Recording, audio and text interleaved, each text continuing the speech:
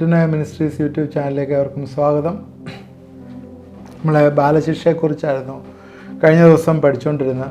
പ്രധാനമായും പാപം ചെയ്യുമ്പോഴേ നമ്മൾ എക്സ്ക്യൂസ് പറഞ്ഞ് പാപത്തെ മൂടി വെക്കുന്ന സ്വഭാവം, അത് മാറ്റിക്കഴിഞ്ഞ് ദൈവത്തിൻ്റെ സന്നിധിയിൽ നമ്മുടെ പാപങ്ങളെ ഏറ്റുപറയുന്നുണ്ടെങ്കിൽ ദൈവം നമ്മളോട് ക്ഷമിക്കും എന്നുള്ള ഒരു ചിന്തയാണ് കഴിഞ്ഞ പ്രാവശ്യം നമ്മൾ പറഞ്ഞത്.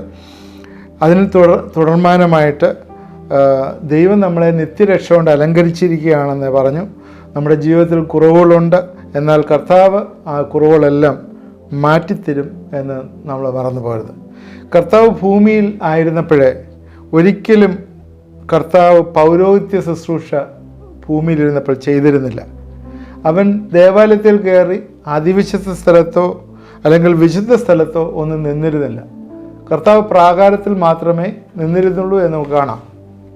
എന്നാൽ അവൻ യാഗം അർപ്പിക്കാഞ്ഞത് അവന് അധികാരമില്ലാഞ്ഞിട്ടല്ല, അവന് സർവശക്തനായ ദൈവമാണ്. എന്നാൽ അവന് ഈ പൗരോഹിത്യ നിയമം അല്ലെങ്കിൽ പഴയ നിയമത്തിലുള്ള നിയമത്തിൻ്റെ കീഴ്പ്പെട്ടിരിക്കുകയായിരുന്നു എന്ന് നമ്മൾ മനസ്സിലാക്കണം.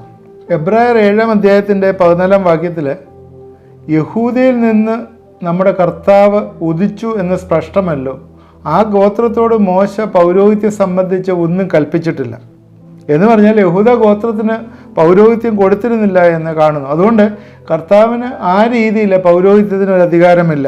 എബ്രായർ 8:3-4 ഏത് പുരോഹിതനും വഴിപാട് യാഗം അർപ്പിപ്പാൻ നിയമിക്കപ്പെട്ടു, ആകയാൽ അർപ്പിപ്പാൻ ഇവന് വല്ലതും വേണം. അവൻ ഭൂമിയിലായിരുന്നെങ്കിൽ പുരോഹിതനാകെ ഇല്ലായിരുന്നു. ന്യായപ്രമാണപ്രകാരം വഴിപാട് അർപ്പിക്കുന്നവനുണ്ടല്ലോ, അതിന് പുരോഹിതനാകെ ഇല്ലായിരുന്നു. കർത്താവ് പുരോഹിതനാകെ ഇല്ലായിരുന്നു എന്ന് ഇവിടെ പറയുന്നു. എബ്രായർ 9:11-12 വാക്യങ്ങളിലെ ക്രിസ്തുവോ വരുവാനുള്ള നന്മകളുടെ മഹാപുരോഹിതനായി വന്നിട്ട് കൈപ്പണി അല്ലാത്തതായി എന്ന് വെച്ചാൽ ഈ സൃഷ്ടിയിൽ ഉൾപ്പെടാത്തതായ വലുപ്പവും തികവുമേറിയ ഒരു കൂടാരത്തിൽ കൂടി ആട്ടുകൊറ്റന്മാരുടെയും പശുക്കിടങ്ങളുടെയും രക്തത്താലല്ല, സ്വന്തം രക്തത്താൽ തന്നെ ഒരിക്കലായിട്ട് വിശുദ്ധ മന്ദിരത്തിൽ പ്രവേശിച്ച് എന്നേക്കുമുള്ള വീണ്ടെടുപ്പെ സാധിച്ചു. നമുക്കുള്ള മഹാപുരോഹിതൻ ഇവിടെ പറയുന്ന കൈപ്പണി അല്ലാത്തതായി എന്ന് വെച്ചാൽ ഈ സൃഷ്ടിയിൽ ഉൾപ്പെടാത്തതായ, ഈ കൈപ്പണി അല്ലാത്തതായ ഒരു കൂടാരം, നമുക്ക് വേണ്ടിയുള്ളൊരു പുതിയ ശരീരം, അതാണ് ഈ പറയുന്നത്. കൈപ്പണി അല്ലാത്തതായ നമുക്ക് വേണ്ടിയുള്ള ഒരു പുതിയ ശരീരത്തിന് വേണ്ടി നമ്മളെ അവൻ്റെ രക്തം കൊടുത്ത് ആ വിശുദ്ധ മന്ദിരത്തിലേക്ക് പ്രവേശിപ്പിച്ച് വീണ്ടെടുപ്പ് സാധിച്ചു എന്ന് പറയുന്ന വാക്യം എത്ര പ്രസക്തമായിട്ട് ഇവിടെ കാണുന്നു. അതുകൊണ്ട് എബ്രായർ 9:24 വാക്യത്തിൽ ക്രിസ്തു വാസ്തവമായി അതിൻ്റെ പ്രതിബിംബമായ കൈപ്പണിയായ വിശുദ്ധ മന്ദിരത്തിലേക്കല്ല, ഇപ്പോൾ നമുക്ക് വേണ്ടി ദൈവസന്നിധിയിൽ പ്രത്യക്ഷമാവാൻ സ്വർഗത്തിലേക്ക് അത്രേ പ്രവേശിച്ചത്. അതുകൊണ്ട് യേശുക്രിസ്തു എന്ന മഹാപുരോഹിതൻ സ്വർഗത്തിലേക്ക് പ്രവേശിച്ച് നമുക്ക് വേണ്ടി പക്ഷവാദം ചെയ്യുകയാണ്. അവൻ ദൈവത്തിൻ്റെ വലത്തുഭാഗത്ത് നമുക്ക് വേണ്ടി പക്ഷവാദം ചെയ്യുകയാണ്. അവൻ നമ്മുടെ മഹാപുരോഹിതനാണ്. അവൻ പ്രതിനിധാനം ചെയ്യുന്നത് തൻ്റെ ജനത്തിന് വേണ്ടിയാണ്. അതുകൊണ്ട് നമ്മൾ പാപം ചെയ്യുന്നുണ്ടെങ്കിൽ അവൻ്റെ സന്നിധിയിൽ നമ്മൾ ദൈവത്തോട് പാപങ്ങളെ ഏറ്റുപറയുന്നുണ്ടെങ്കിൽ നമ്മളെ പരിപൂർണമായിട്ട് രക്ഷിപ്പാനായിട്ട് മതിയായിട്ടുള്ള ദൈവമാണ്. അവൻ നമുക്ക് നിത്യജീവൻ തന്നാണ്. അവൻ നമ്മളെ കോൾഡ് വിത്ത് എ പർപ്പസ്, നമ്മളെ ഒരു പുത്രനെ പോലെ ആക്കാനുള്ള പർപ്പസിനെ നമ്മളെ വിളിച്ചിരിക്കുകയാണ് എന്ന് നമ്മൾ മനസ്സിലാക്കുക. അതുകൊണ്ട് റോമർക്കെഴുതിയ ലേഖനം 5-ാം അധ്യായത്തിൻ്റെ 9-10 വാക്യങ്ങളിൽ പറയുന്നത് ഇങ്ങനെയാണ്: അവൻ്റെ രക്തത്താൽ നീതീകരിക്കപ്പെട്ട ശേഷവും നാം അവനാൽ എത്ര അധികമായി കോപത്തിൽ നിന്ന് രക്ഷപ്പെടും. നമ്മളെ ഓരോ തെറ്റ് ചെയ്യുമ്പോഴും കോപത്തിൻ്റെ പാത്രമായി തീരുകയല്ല നമ്മൾ ചെയ്യുന്നത്, അതിൽ നിന്ന് എത്ര അവൻ രക്ഷിക്കും. ശത്രുക്കളായിരിക്കുമ്പോൾ തന്നെ നമുക്ക് അവൻ്റെ പുത്രൻ്റെ മരണത്താൽ ദൈവത്തോട് നിരപ്പ് വന്നു എങ്കിൽ നിരന്ന ശേഷം നാം അവൻ്റെ ജീവനാൽ എത്രയധികം രക്ഷിക്കപ്പെടും. ഈ ബാലശിക്ഷ എന്തെങ്കിലും പറയുമ്പോൾ എന്തെങ്കിലും ഒരു അബദ്ധം വന്നാൽ ശിക്ഷിക്കാനിരിക്കുന്ന ദൈവമല്ല ഇത്. നമുക്കറിയാം, ഒരു അബദ്ധം വരുന്നതും നമ്മൾ പോയി ചാടുന്നതും തമ്മിൽ വ്യത്യാസമുണ്ട്. നമ്മുടെ റിസ്ട്രക്റ്റഡ് ലൈഫിൽ എത്ര അധികമായിട്ടാണ് നമ്മൾ അവനോട് മരിച്ചടക്കപ്പെട്ട് ഉയർത്തുന്നേറ്റു. നമ്മൾ ശത്രുക്കളായിരുന്നു, അത് നമ്മളെ മിത്രമാക്കി മാറ്റി, നമ്മളെ മരണത്തിൽ നിന്ന് ജീവനിലേക്ക് കടത്തി. അന്നേരം നമ്മളെ എത്ര അധികമാണ് അവൻ നിരപ്പിക്കുന്നത്, ദൈവത്തോട് നിരപ്പിക്കുന്നത്. അത് ഒരു സുപ്രഭാതത്തിൽ അങ്ങ് നിർത്തിയിരിക്കുകയല്ല. നമ്മളെ റിസ്ട്രക്റ്റഡായിട്ട് ദൈവം നമ്മളെ ഉയർത്തെഴുന്നേൽപ്പിച്ചു, കർത്താവിനോട് മരിച്ചടക്കപ്പെട്ടു ഉയർത്തെഴുന്നേറ്റു, നമ്മളെ ഇരുത്തിയിരിക്കുന്നു, അവൻ്റെ വലത്തുഭാഗത്ത് ഇരുത്തിയിരിക്കുന്നതാണ് എഫേസ്യർ 2-ാം അധ്യായത്തിൽ പറയുന്നത്. അവൻ്റെ വലത്തുഭാഗത്ത് നമ്മളെ ഇരുത്തിയിരിക്കുകയാണ്. അതുകൊണ്ട് ഏതെങ്കിലും രീതിയിലൊരു കറയോ ചുളുക്കമോ വാട്ടമോ മാലിന്യമോ വന്നാൽ പോലും അവൻ തൻ്റെ ജീവനാൽ നമ്മളെ കൂടുതലായിട്ട് നമ്മളെ ശുദ്ധീകരിക്കുകയും രക്ഷിക്കപ്പെടുത്തുകയും ചെയ്യുമെന്നുള്ളതാണ് പറയുന്നത്. അതുകൊണ്ട് നമുക്കൊരു കുറ്റം കണ്ടുപിടിക്കാൻ വേണ്ടിയല്ല നമ്മളെ ദൈവം ബാലശിക്ഷ, അതെന്ന് വെച്ചാൽ അടിക്കാൻ നോക്കിയിരിക്കുന്ന ഒരു വ്യക്തിയല്ല കർത്താവ്. അടിക്കാൻ നോക്കിയിരിക്കുന്ന ഒരു വ്യക്തിയല്ല കർത്താവ്. ബാലശിക്ഷ തരും, എന്നാൽ അത് അടിക്കാൻ നോക്കിയിരിക്കുന്നതല്ല. യിരെമ്യാവ് 2-ാം അധ്യായത്തിൻ്റെ 35-ാം വാക്യത്തിൽ ഇങ്ങനെയാണ് പറയുന്നത്: ഞാൻ പാപം ചെയ്തിട്ടില്ല എന്ന് നീ പറയുന്നതുകൊണ്ട് ഞാൻ നിന്നോട് വ്യവഹരിക്കും. ഞാൻ പാപം ചെയ്തിട്ടില്ല എന്ന് നീ പറയുന്നത് കൊണ്ട് ഞാൻ നിന്നോട് വ്യവഹരിക്കും. മനുഷ്യൻ്റെ ഒരു സ്വഭാവമാണ് എപ്പോഴും അത്. പാപം ചെയ്ത ആളുകൾ അത് ജസ്റ്റിഫൈ ചെയ്യുക, അല്ലെങ്കിൽ അതിൽ നിന്ന് മൂടി വയ്ക്കുക, അതിൽ നിന്ന് രക്ഷ പ്രാപിക്കുക എന്നുള്ളത്. ഇതേ കാര്യം തന്നെ യിരെമ്യാവ് 3:13 പറയുന്നുണ്ട്: നിന്റെ ദൈവമായ യഹോവയോട് നീ ദ്രോഹം ചെയ്തു, പച്ചമരത്തിന് കീഴിലൊക്കെയും അന്യന്മാരുടെ ദുർമാർഗമായി നടന്നതും എൻ്റെ വാക്ക് കേട്ടനുസരിക്കാതിരുന്നതുമായ നിൻ്റെ അകൃത്യം സമ്മതിക്കുക മാത്രം ചെയ്യുക എന്ന് യഹോവയുടെ അരുളപ്പാട്. നീ അന്യദേവന്മാരോട് നടന്ന ദുർമാർഗത്തിൽ നടന്നതും എൻ്റെ വാക്ക് കേട്ടനുസരിക്കാതിരിക്കുന്നതൊക്കെ ഒന്ന് സമ്മതിക്കുക, നിൻ്റെ അകൃത്യം ഒന്ന് സമ്മതിക്കുക എന്നുള്ള. ദാവീദ് പാപം ചെയ്തു നമുക്കറിയാം, എന്നാൽ ദാവീദ് അനുതപിച്ചതായിട്ട് കാണുന്നു. 51-ാം സങ്കീർത്തനം തന്നെ അനുതാപത്തിൻ്റെ ഒരു മസ്മൂർ, ഒരു സങ്കീർത്തനമായിട്ടാണ് കാണുന്നത്. സങ്കീർത്തനം 51-ന്റെ 8-ാം വാക്യത്തിൽ എൻ്റെ ഒടിച്ച അസ്ഥികൾ ഉല്ലസിക്കുമാറാകട്ടെ എന്ന് ദാവീദ് പറയുന്നൊരു കാര്യം. എപ്പോഴാണ് ദൈവം ദാവീദിൻ്റെ അസ്ഥി ഒടിച്ചത്? ഇത് ഒരു വലിയ ചോദ്യമാണ്. കാരണം എൻ്റെ ഒടിച്ച അസ്ഥികൾ ഉല്ലസിക്കുമാറാകട്ടെ എന്ന് ദാവീദ് പ്രാർത്ഥിക്കുമ്പോഴേ ദാവീദിൻ്റെ പ്രാർത്ഥനയിൽ വലിയൊരു മീനിങ് ഉണ്ട്. ദാവീദ് ഒരു ആട്ടിടയനായിരുന്നു. അവന് ആടുകളെ മേയ്ക്കുന്ന എൻ്റെ എല്ലാ A to Z അവനറിയാമായിരുന്നു എന്ന് നമുക്ക് ചിന്തിക്കണം. ഈ ആടുകൾ, ഈ അനുസരണം കെട്ട ആടുണ്ട്. അനുസരണം കെട്ടുന്ന ആടെന്ന് പറഞ്ഞാൽ ഇങ്ങോട്ട് പിടിച്ചാൽ വരത്തില്ല, കൂട്ടത്തിൽ നിന്ന് മാറിപ്പോവും. ഇങ്ങനെ പോകുന്ന ആടുകൾ, എത്ര പറഞ്ഞാലും കേൾക്കാത്ത ആടുകളുണ്ട്. ഈ ആടുകളെ എന്താ ചെയ്യുന്നത് ചോദിച്ചാൽ, ഈ ആടുകളെ കൊണ്ടുവന്നിട്ട് നല്ല കനമുള്ള ഇരുമ്പ് ദണ്ടുകൊണ്ട് അതിൻ്റെ കാലടിച്ചൊടിക്കും. നമ്മൾ അതിശയം തോന്നും, എന്താണ് എന്തായാലും യവൻ നിൽക്കത്തില്ല, നമ്മളിവിടെ നിൽക്കാൻ സാധ്യതയില്ല, യവനെ മാറിപ്പോവും. പോയി കഴിഞ്ഞാൽ അവനെ തിരഞ്ഞു പോകണം ഒന്ന്, അല്ലെങ്കിൽ ഏതെങ്കിലും കാട്ടുമൃഗങ്ങൾ അവനെ പിടിച്ചുകൊണ്ട് പോകും. അതുകൊണ്ട് ഈ ആടിനെ കൺട്രോൾ ചെയ്യുക എന്നുള്ളത് ഇടയൻ്റെ വലിയ ഉത്തരവാദിത്വമാണ്. അതുകൊണ്ട് ഇടയൻ ചെയ്യുന്നതെന്ന് വെച്ചാൽ ഈ ആടിൻ്റെ കാല് എന്തെങ്കിലും വലിയൊരു ഇരുമ്പ് ദണ്ടുകൊണ്ട് അടിച്ചൊടിക്കും. ഒടിച്ചിട്ട് പിന്നെ ഒരു കമ്പ് കെട്ടി വെക്കും. 2 കാലുമല്ല, ഒരു കാലേ അടിച്ചൊടിക്കുള്ളൂ, 2ഉം കൂടെ ഒടിക്കത്തില്ല. ഒരു കമ്പ് കെട്ടി വെക്കും. കാലോ കയ്യോ ഏതെങ്കിലും ഒന്നായിരിക്കും. എന്നിട്ട് അവന് കമ്പ് കെട്ടി വയ്ക്കും. കമ്പ് കെട്ടി വെച്ച് 15 ദിവസം ഇങ്ങനെ കെട്ടിയിടും. അത് ഏകദേശം ഇതൊന്ന് ഈ ഒടിഞ്ഞ ഈ കാലൊക്കെ ഒന്ന് സ്റ്റിഫാവും ഈ 15 ദിവസം കെട്ടിയിടുമ്പോൾ. പിന്നീട് ഇതിനെ അഴിച്ചു വിടുമ്പോൾ എന്താ സമയം, ഇത് മുടന്തി ഇടയൻ്റെ പുറകെ നടക്കും. ഇത് പിന്നെങ്ങും പോകത്തില്ല. ഇത് മുടന്തി ഇടയനോട് ചേർന്ന് നടക്കുന്നതായിട്ട് കാണാം. കാരണം ഇതിന് പിന്നെ ഇടയൻ്റെ ഒരു സഹായമില്ലാതെ മുമ്പോട്ട് ചെയ്യാത്ത രീതിയിൽ ഇടയൻ്റെ കൂടെ നടക്കുന്ന ആട്. നീ ഒടിച്ച അസ്ഥികൾ ഉല്ലസിക്കട്ടെ എന്ന് പറയുമ്പോൾ പിന്നീടുള്ള ജീവിതം ദൈവവുമായിട്ട് ചേർന്ന് നടക്കും. ബാലശിക്ഷ എന്ന് പറയുന്നത് സ്നേഹത്തിൻ്റെ ഒരു പ്രവർത്തനമാണ്. മനഃപൂർവ്വം തല്ലി ഒടിക്കുകയാണെങ്കിലും അത് സ്നേഹത്തിൻ്റെ ഒരു പ്രവർത്തനമാണ്. ദൈവത്തിനറിയാം യവൻ എവിടം വരെ പോകുമെന്ന് ദൈവത്തിനൊക്കെ അറിയാം. എന്നാൽ അങ്ങനെ പോയി കഴിഞ്ഞാൽ അൾട്ടിമേറ്റ്ലി അത് വലിയൊരു നാശത്തിലേക്ക് ഭവിക്കും എന്നുണ്ടെങ്കിൽ ദൈവത്തിന് ചിലപ്പോഴേ അത് ഒടിക്കേണ്ടി വരും. ആ ബാലശിക്ഷയിൽ കൂടി കടന്നു പോകേണ്ടി വരും. നമ്മൾ ആരെയും വിധിക്കരുത്. എല്ലാ രോഗങ്ങൾ ഒരുപാട് പേർക്ക് വരാറുണ്ട്, ബാലശിക്ഷ എന്നൊക്കെ പറയാറുണ്ട്. എല്ലാ രോഗവും ബാലശിക്ഷ അല്ല എന്ന് നമ്മൾ ചിന്തിക്കുക. 1 കൊരിന്ത്യർ 11:30 ഇത് ഹേതുവായി നിങ്ങൾ പലരും ബലഹീനരും രോഗികളുമാവുന്നു, അനേകം നിദ്ര പ്രാപിക്കുന്നു എന്ന് കാണുന്നു. ഇവിടെ എന്തിനെക്കുറിച്ചാണ് പറയുന്നത് ചോദിച്ചാൽ, ഈ കർത്താവിൻ്റെ അപ്പവും കർത്താവിൻ്റെ ശരീരവും കർത്താവിൻ്റെ മേശയിൽ സംബന്ധിക്കുന്നതിനെക്കുറിച്ച്, അയോഗ്യമായി മേശയിൽ സംബന്ധിക്കുന്നതിനെക്കുറിച്ചാണ് പറയുന്നത്. There is a cause for this sickness. അങ്ങനെ അതുകൊണ്ട് ചിലർ വിവേചിക്കാതെ തിന്നുകയും കുടിക്കുകയും ചെയ്യുന്നതുകൊണ്ട് ശിക്ഷാവിധി തിന്നുകയും കുടിക്കുകയും ചെയ്യുന്നു എന്ന് പറഞ്ഞ് ഇത് ഹേതുവായി നിങ്ങൾ പലരും രോഗികളായിത്തീരുന്നു, അനേകരെ നിദ്ര കൊള്ളുന്നു എന്നുള്ള ഭാഗം ഇവിടെ 1 കൊരിന്ത്യർ 11 അധ്യായത്തിൽ പറയുന്നു. യോഹന്നാൻ 9 അധ്യായത്തിൽ പിറവിയിലെ തന്നെ കുരുടനായ മനുഷ്യൻ്റെ കാര്യം പറയുന്നു. അന്നേരം ശിഷ്യന്മാർ ചോദിക്കുമ്പോൾ യേശുക്രിസ്തു പറയുന്ന ദൈവപ്രവൃത്തി വെളിപ്പെടുവാനായിട്ടാണ് യവൻ കുരുടനായത്, അവൻ്റെ അപ്പനോ അമ്മയോ പാപം ചെയ്തിട്ടല്ല എന്നുള്ളത് പറയുന്നു. അതുപോലെ യോഹന്നാൻ 15 പക്ഷവാതക്കാരൻ്റെ കാര്യം പറയുന്നു.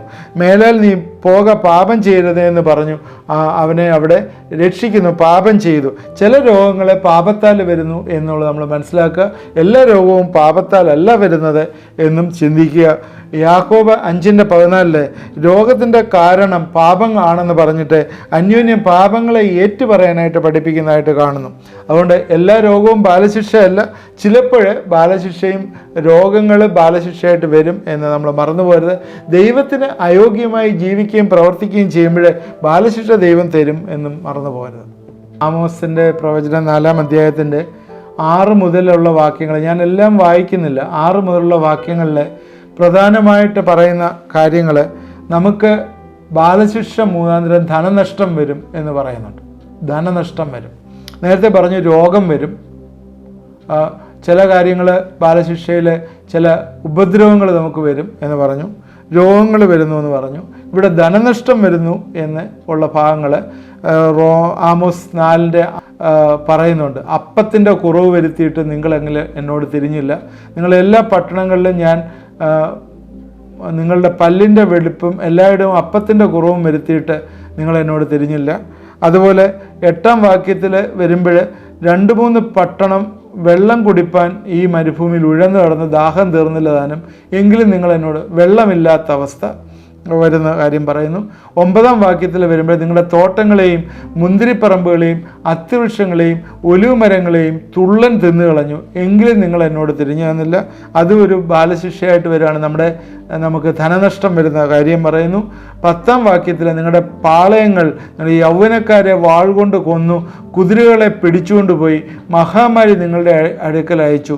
അതും പറയുന്ന ഒരു ധനനഷ്ടത്തിൻ്റെ കാര്യമാണ് പറയുന്നത്. പിന്നെ 11 വാക്യത്തിൽ സോദോമിനെയും ഗോമോരെയും ഉന്മൂലനാശം വരുത്തിയ പോലെ ഞാൻ നിങ്ങളുടെ ഉന്മൂലനാശം വരുത്തി, അത് എങ്കിലും നിങ്ങൾ എന്നോട് തിരിഞ്ഞില്ല. ഇതെല്ലാം പറയുന്ന കാര്യം എന്താണ്? ധനനഷ്ടം ഉണ്ടാകുന്ന ഒരു ബാലശിക്ഷയിലാണ്. ഇസ്രായേലിനെ ഞങ്ങൾ ഇതുപോലെ ചെയ്തു, എങ്കിലും അവർ ദൈവത്തിലേക്ക് തിരിഞ്ഞില്ല. ഹോശേയ-പ്രവചനം 5 അധ്യായത്തിൽ ഇതുപോലെ പറയുന്നു, കൃഷി നശിപ്പിക്കുമ്പോഴും നിങ്ങൾ എന്നോട് തിരിയുന്നില്ല എന്ന് പറയുന്നു. 1 കൊരിന്ത്യർ 11:30 പറയുന്നത് ചിലപ്പോഴേ നിങ്ങൾ നിദ്ര കൊള്ളുന്നു എന്ന് വെച്ചാൽ മുന്നേയുള്ള മരണം, അതും ബാലശിക്ഷയിലാണ് വരുന്നത്. മുന്നേ മരിക്കുന്നു, ആളിനെ തന്നെ ദൈവം ഈ ലോകത്ത് നിന്ന് മാറ്റപ്പെടുന്നു. ആദ്യം സംസാരിച്ച് നോക്കും, പിന്നെ അടിച്ചു നോക്കും, അതും കഴിഞ്ഞില്ലേ എന്ത് പറ്റും? മുമ്പേ ഉള്ള മരണം. മോശയോട് ദൈവം ഇടപെട്ടത് ഇതുപോലെ തന്നെയാണ്. നമുക്കറിയാം, 40 വർഷം ജനത്തെ നടത്തിക്കൊണ്ടുവന്ന മോശയ്ക്ക് അവസാനം കനാൻ ദേശം കാണാനായിട്ട് പറ്റിയില്ല. കാരണം എന്താണ്? കാദേശിൽ വെച്ച് അവരോട് പറഞ്ഞതനുസരിച്ചില്ല. He is showing rebellion against God. അവരെ റിബൽസ് എന്നാണ് ദൈവം വിളിക്കുന്നത്.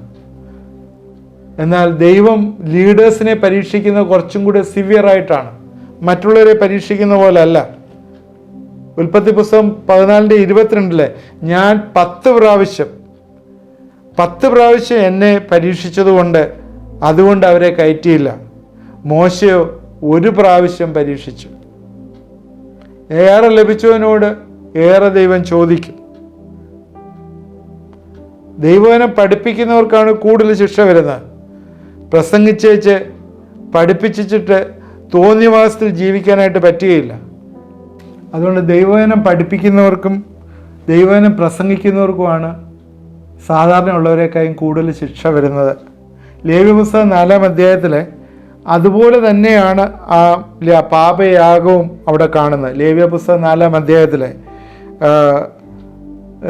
4-ാം അധ്യായത്തിൻ്റെ 3-ാം വാക്യത്തിൽ അഭിഷക്തനായ പുരോഹിതൻ ജനത്തിന്മേൽ കുറ്റം വരുത്തണമെന്ന് പാപം ചെയ്തുവെങ്കിൽ യഹോവയ്ക്ക് പാപയാഗമായി ഊനമില്ലാത്ത ഒരു കാളക്കിടാവിനെ അർപ്പിക്കണം. 4:3 പുരോഹിതൻ പാപം ചെയ്താൽ പുരോഹിതന് കാളക്കിടാവിൻ്റെ ചോര വേണം.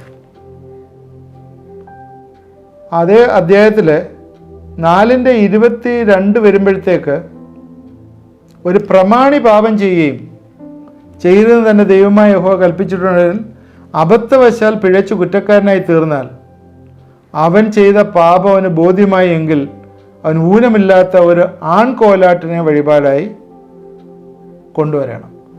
അന്നേരം ലീഡേഴ്സിന് വേണ്ടത് എന്താണ്? ഇവിടെ കോലാടിൻ്റെ ചോര മതി.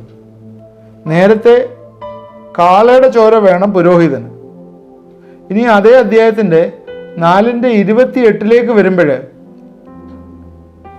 ദേശത്തിലെ ജനത്തിലൊരുത്തൻ പാപം ചെയ്തിട്ടുണ്ടെങ്കിൽ അബദ്ധവശാൽ അവൻ്റെ പാപത്തിൻ്റെ പരിഹാരമായി ലേവ്യ പുസ്തകം 4:28 ഊനമില്ലാത്ത പെൺകിടാവിൻ്റെ ചോര മതി സാധാരണ മനുഷ്യന്. അതുകൊണ്ട് ഓരോരുത്തർക്ക് ഓരോ രീതിയിലാണ് പാപത്തിൻ്റെ പരിഹാരം വന്നത്. ദൈവം പാപത്തെ ഒരുപോലെയല്ല കാണുന്നത്. മോശയ്ക്ക് ഒരു പ്രാവശ്യം ദൈവത്തെ കണ്ട് നേരിട്ട് മനസ്സിലാക്കിയതാണ്. എന്നിട്ട് മോശ ഒരു പ്രാവശ്യം തെറ്റ് ചെയ്തപ്പോഴത്തേക്ക് മോശയ്ക്കുള്ള ശിക്ഷ കനാൻ ദേശത്ത് കയറാനായിട്ട് പറ്റിയില്ല. എന്നാൽ മറ്റുള്ളവർ 10 പ്രാവശ്യം ചെയ്തിട്ട് ആണ് അവർക്ക് ആ ശിക്ഷ കിട്ടിയത്. So the more you are privilege the more you are responsible. ദൈവമക്കൾ പ്രത്യേകം ഓർക്കേണ്ട ഒരു കാര്യം, നമുക്ക് ദൈവം ബാലശിക്ഷ തരുന്നത് നമ്മൾ ദൈവവുമായിട്ടുള്ള ബന്ധവുമായിട്ട് അടുപ്പിച്ചുമാണ്. നമ്മൾ ദൈവത്തെ കൂടുതൽ അറിയുന്നവർ, ദൈവത്തിൻ്റെ പ്രസൻസിലിരിക്കുന്നവർക്ക് അവരുടെ ശിക്ഷ കൂടുതലാണ് എന്ന് നമ്മൾ മറന്നു പോകരുത്. അതുകൊണ്ട് നിർമ്മല കന്യക, അതിൻ്റെ ഉദ്ദേശം എന്താണ്? നമ്മളെ നിർമ്മല കന്യകയായി തീർക്കാൻ വേണ്ടിയാണ് ചെയ്യുന്നത്. നമ്മൾ പല രീതിയിൽ ബാലശിക്ഷ നമുക്ക് വരും. അതിനെക്കുറിച്ച് നമ്മൾ പറഞ്ഞല്ലോ. രോഗം വരുന്നുണ്ട്, അതുപോലെ പ്രയാസങ്ങൾ വരുന്ന സാഹചര്യങ്ങളുണ്ട്, ധനനഷ്ടം വരുന്ന സാഹചര്യങ്ങളുണ്ട്. ഈവൻ ലാസ്റ്റിൽ വന്നു കഴിയുമ്പം ഈവൻ മരണം വരെയും വരുന്ന സാഹചര്യം ബാലശിക്ഷയിൽ ദൈവം ഉൾപ്പെടുത്തിയിട്ടുണ്ടെന്ന് മറന്നു പോകരുത്. അതുകൊണ്ട് നമ്മൾ എന്താണിത് പറഞ്ഞത്? ദൈവത്തെ അറിയുന്നവർക്ക് കൂടുതൽ അറിയുന്നവർക്ക് കൂടുതലടി, കുറച്ചറിയുന്നവർക്ക് കുറച്ചടി എന്ന് പറയുന്നത് പോലെ ദൈവത്തെ കൂടുതൽ അറിയുന്നവരെ ദൈവം ശിക്ഷിക്കുന്നതിൻ്റെ വിധങ്ങളെക്കുറിച്ച് പറഞ്ഞല്ലോ. പഴയ നിയമത്തിലെ പാപയാഗത്തെക്കുറിച്ച് പറഞ്ഞപ്പോഴേ പുരോഹിതന് കൊടുക്കുന്ന യാഗത്തിൻ്റെ ചോരയല്ല നമുക്ക് ലീഡറിന് കൊടുക്കുന്നത്.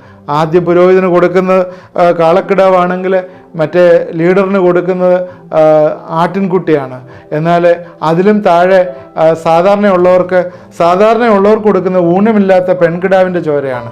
ഇങ്ങനെ ഉള്ള രീതിയിൽ ദൈവം ഒരേ രീതിയിലല്ല കാണുന്നതെന്ന് മനസ്സിലാക്കി. അതുകൊണ്ട് നമ്മളെ നിർമ്മല കന്യകയായി മാറ്റാനായിട്ട് ദൈവം ആഗ്രഹിക്കുന്നു എന്നുള്ളത് നമ്മൾ ഓർത്തിരിക്കുക. അതുകൊണ്ട് തീർച്ചയായും ഈ ബാലശിക്ഷകൾ കൂടി നമ്മൾ കടന്നു പോകുമ്പോഴേ നമ്മൾ അതനുസരിച്ച് ദൈവസേനയിൽ കൂടുതൽ താഴ്മയായി തീരും, വിനയപ്പെടും, ദൈവത്തെ പോലെ ആയിത്തീരും, യേശുവിനെ പോലെ ആയിത്തീരും എന്ന് നമ്മൾ മറന്നു പോകരുത്. നമുക്ക് പ്രാർത്ഥിക്കാം. ദൈവമായ കർത്താവേ, ഇത് കണ്ടുകൊണ്ടിരിക്കുന്ന എല്ലാവരെയും നീ അനുഗ്രഹിക്കണമേ. ബാലശിക്ഷ നീ ഞങ്ങൾക്ക് തരുമ്പോഴേ അത് സന്തോഷത്തോടെ ഏറ്റെടുക്കുവാനായിട്ട് ഞങ്ങളെ പഠിപ്പിക്കണമേ എന്ന് പ്രാർത്ഥിക്കുന്നു. അത് ഞങ്ങളെ നിർമ്മലയിലേക്ക് നടത്താനാണ്, നിർമ്മല കന്യകയാക്കാനാണ് ഈ ഒരു ചിന്ത ഞങ്ങളെ ഭരിക്കട്ടെ എന്ന് പ്രാർത്ഥിക്കുന്നു. ഇന്ന് പലരും രോഗത്തിൽ ഇരിക്കുമ്പോഴേ, കർത്താവെ പ്രയാസങ്ങളിൽ ഇരിക്കുമ്പോഴേ, നെടുവീർപ്പിലിരിക്കുമ്പോഴേ അതൊന്ന് വിശകലനം ചെയ്യുവാനായിട്ട്, കർത്താവ് ഇത് ബാലശിക്ഷയാണ് അതോ അല്ലാത്ത രോഗമാണോ ഇത് വരുന്നതെന്ന് ഒന്ന് വിശകലനം ചെയ്യുവാനായിട്ട് ദൈവസന്നിധിയിൽ നിന്ന് പ്രാർത്ഥിപ്പാനായിട്ട് നീ കൃപയൊരുക്കണമേ എന്ന് പ്രാർത്ഥിക്കുന്നു. ദൈവമേ, പ്രാർത്ഥിക്കുമ്പോൾ പരിശുദ്ധാത്മാവിനെ ദൈവം അവർക്ക് വെളിപ്പെടുത്തി കൊടുക്കുമല്ലോ ഇത് എന്താണെന്നുള്ളത്. എല്ലാ പാപവും ഒരുപോലെയല്ല ദൈവം കാണുന്നതെന്ന് മനസ്സിലാക്കുവാൻ കർത്താവെ ഞങ്ങളെ സഹായിക്കണമേ. അതുകൊണ്ട് ഒരു ക്രിസ്ത്യാനി കർത്താവിനെ അറിഞ്ഞവർ പാപം ചെയ്തിട്ടുണ്ടല്ലേ, കർത്താവ് മഹാപുരോഹിതനായി ദൈവത്തിൻ്റെ വലതുഭാഗത്ത് ഞങ്ങൾക്ക് വേണ്ടി പക്ഷപാതം ചെയ്യുന്നതിനാൽ ഞങ്ങൾക്ക് റിവാർഡ്സ് അതനുസരിച്ച് നീ ഒരുക്കുന്ന ദൈവമാണെന്ന് ചിന്തിപ്പാനായിട്ട് ഇന്ന് പകൽക്കാലം ഞങ്ങളെ ഇടവരുത്തി ഓർത്ത് സ്തോത്രം. നിന്റെ കരങ്ങളിലേക്ക് ഏൽപ്പിച്ച് പ്രാർത്ഥിക്കുന്നു. ക്ഷീണാവസ്ഥയിൽ പ്രയാസത്തിലിരിക്കുന്നവരെ നീ വിടുവിക്കണം, ബലപ്പെടുത്തണം, ഞങ്ങളെ നീ ശക്തീകരിക്കണം. കർത്താവെ, തുടർന്നും ഞങ്ങളെ പ്രാർത്ഥിപ്പാനായിട്ടുള്ള ബലം തരണമേ എന്ന് പ്രാർത്ഥിക്കുന്നു. പ്രാർത്ഥന കേട്ടോർത്ത് സ്തോത്രം യേശു ക്രിസ്തുവിന്റെ നാമത്തിൽ പ്രാർത്ഥിക്കുന്നു. കേൾക്കുമാറാണമേ. ആമേൻ. ഇത് കണ്ടുകൊണ്ടിരുന്ന എല്ലാവരും ദൈവം അനുഗ്രഹിക്കട്ടെ. ഇത് നിങ്ങളുടെ ഫ്രണ്ട്സിനെ ഷെയർ ചെയ്യണം. അതുപോലെ എന്തെങ്കിലും നിങ്ങളുടെ കമൻസ് ഉണ്ടെങ്കിൽ കമൻറ്റ് ബോക്സിൽ ഇടണം. പ്രയർ റിക്വസ്റ്റ് വാട്സാപ്പ് നമ്പറിൽ അയച്ചു തന്നാൽ നിങ്ങൾക്ക് വേണ്ടി പ്രാർത്ഥിക്കുന്നതാണ്. ദൈവം നമ്മളെ എല്ലാവരെയും അനുഗ്രഹിക്കട്ടെ.